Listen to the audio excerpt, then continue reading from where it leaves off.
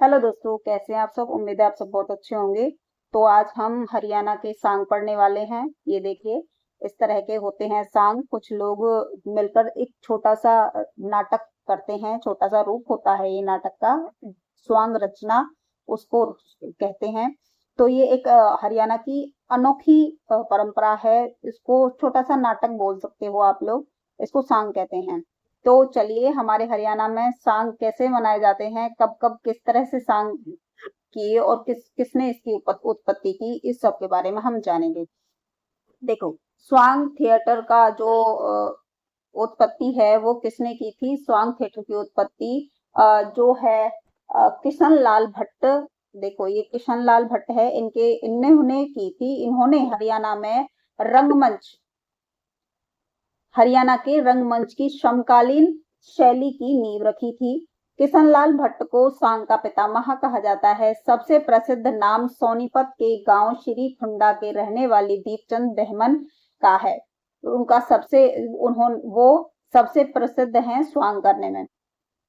दीपचंद बहमन को हरियाणा के शेक्सपियर का कालिदास के नाम से भी जाना जाता है। शेक्सपियर और कालिदास के नाम से भी जाना जाता था। रेवाड़ी के अली बख्श को पारंपरिक लोक कला के जनक के रूप में जाना जाता है। सांग जो है वो लकड़ी के तख्त पर किया जाता है और सांग का आरंभ लगभग 1750 में मेरठ के किशन लाल भट्ट द्वारा किया गया था। किसके द्वारा किया गया था? किशन लाल भट्ट के द्वारा किया गया था। सांग शब्द स्वांग का तद्भव रूप है, जिसका शाब्दिक अर्थ रूप धारण करना या नकल करना होता है। इसका नौटंकी का पर्याय भी माना जाता है। इसको किसका पर्याय माना जाता है? नौटंकी का पर्याय भी माना जाता है। इसको नाटक भी बोल सकते हैं, नौटंकी बोल सकते हैं। स्वांग, नौटंकी, नाटक एक जैसे ही वर्ड होते हैं। अच्छा, सबसे पहले प्रारंभिक काल में 1750 से लेकर 1850 ईस्वी तक के हम स्वांग के बारे में देखते हैं। इस युग में सर्वप्रथम नुहू जिले में जन्मे सादुल्ला को मेवाती जन कवि होने का गौरव प्राप्त हुआ। सादुल्ला ने 1787 ईस्वी में मेवाती भाषा में महाभारत की रचना की है, जिसका टाइटल पांडुन का कड़ा है। किसका? पांडुन का कड़ा है। बंसीलाल भी इस युग के प्रमुख सांगी हुए हैं। उन्होंने राजा गोपीचंद, गुरु गुग्गा तथा राजा नल जैसे स्वांगों की रचना की। गुजराती ब्राह्मण पंडित अंबाराम भी इस युग के प्रमुख सांगी हुए हैं। अब देखो, उत्कर्ष काल इसमें कौन कौन है? 1850 से लेके 1950 तक ईस्वी तक के स्वांगी हम इसमें देखेंगे। इस युग को हरियाणवी में सांग साहित्य का स्वर्ण युग भी कहा जाता है। इस युग का प्रारंभिक दौर भक्ति भावना से ओतप्रोत रहा।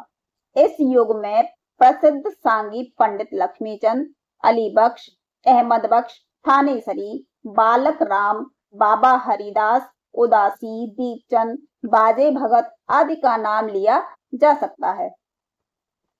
अब देखो, आधुनिक युग 1950 से अब तक।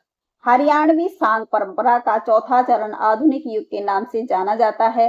इस युग के साथी सांगियों में पंडित मांगेराम, धनपत सिंह, राम किशन व्यास, फौजी मेहर सिंह आदि का नाम उल्लेखनीय है। कवि शिरोमणि पंडित मांगेराम के गुरु पंडित लक्ष्मीचंद थे। पंडित मांगेराम का जन्म सिसाना सोनीपत में हुआ था। सिसाना गांव में हुआ था।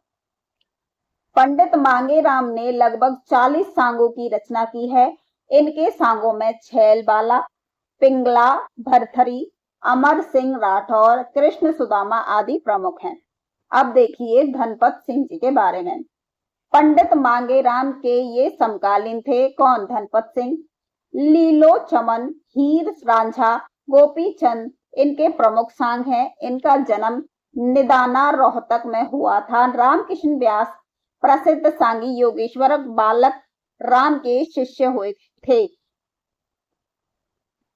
लक्ष्मीचंद जी का जन्म 1903 जाटी कला सोनीपत में हुआ था। हरियाणवी रागनी व सोप में उनके उल्लेखनीय योगदान के कारण सूर्यकारी और सूफी तुर्की भी कहा जाता है। वे केवल 12 यानी 1945 वर्ष की आयु में ही चल बसे। पंडित लक्ष्मीचंद के नाम पर माणिक्य के क्षेत्र में पुरस्कार दिए जाते हैं। पंडित लक्ष्मीचंद द्वारा रचित कुछ प्रमुख सांग हैं, जैसे मीराबाई, सत्यवान सावित्री, नल दमयंती, सेठ साराचंद, पूर्ण भगत और शशि लकड़हारा आदि। आजकल उनके पुत्र विष्णु उनकी इस परंपरा को आगे बढ़ा रहे हैं। यदा यह लक्ष्मीचंद ने अपना गुरु मानसिंह को बनाया था। लक्ष्मीचंद जी ने अपना गुरु किसको बनाया था? मानसिंह जी को बनाया था। बाजे भगत ये कब से थे? 1898 से 1939 तक। बाजे भगत एक भारतीय कवि, रागनी, लेखक, साहित्यकार, संघ कलाकार और हरियाणवी सांस्कृतिक कलाकार थे। पहले पंडित लक्ष्मीचंद और बाजे भगत दोनों ही कवि एक दूसरे का साथ देते थे। यह दोनों अच्छी और सुंदर रागनी गाते थे। दीपचंद बहमन का जन्म सेरी खांदा सोनीपत में हुआ था। दीपचंद को हरियाणा का कालिदास ऑफ शेक्सपियर कहा जाता है। दीपचंद जी के गुरु का नाम छज्जू राम था और हरियाणा में सांग परंपरा को आगे बढ़ाने का काम दीपचंद बहमन ने किया था। सांगी अली बख्श का जन्म थानेसर में हुआ था। सांगी अली बख्श ने हरियाणवी रामायण की रचना की थी और हरियाणा का राजकीय सांगी धर्मवीर भगाना को कहा था। प्रसिद्ध सांगी दयाचंद मायना जी का जन्म मायना गांव रोहतक में हुआ था। दयाचंद मायना को हरियाणा का जॉन मिल्टन भी कहते हैं। क्या कहते हैं? जॉन मिल्टन भी कहा जाता है। हरियाणा में संचार और फिल्म जगत, देखो हरियाणा में संचार और फिल्म जगत के बारे में भी थोड़ा सा जान लेते हैं। हरियाणा में 3 आकाशवाणी केंद्र और 1 दूरदर्शन केंद्र है। आकाशवाणी रोहतक की स्थापना 8 मई 1976 में हुई थी और आकाशवाणी कुरुक्षेत्र की स्थापना 24 जून 1991 में हुई थी और आकाशवाणी हिसार की स्थापना 26 जनवरी 1999 में हुई थी। दूरदर्शन केंद्र हिसार की स्थापना नवंबर 2002 में हुई थी और श्रीमती सुषमा स्वराज जी के द्वारा की गई थी। अब देखिए थोड़ा सा इंपॉर्टेंट नोट है। दूरदर्शन केंद्र हिसार को 15 जनवरी 2024 चंडीगढ़ में स्थापित किया गया था। कहाँ स्थापित किया गया था? चंडीगढ़ में। फिल्म व टेलीविजन संस्थान रोहतक में है और जनसंचार व मीडिया तकनीकी संस्थान कुरुक्षेत्र में है। कहाँ पर है? कुरुक्षेत्र में है। तो ये थी हमारी आज की क्लास। आई होप आप लोगों को पसंद आई होगी। हरियाणा के सांग आप लोग लाइक, शेयर, सब्सक्राइब करें अगर क्लास पसंद आई है तो, और कमेंट करके जरूर बताया करो, ठीक है, क्लास कैसी लगी। मिलते हैं कल नेक्स्ट क्लास में, तब तक के लिए धन्यवाद।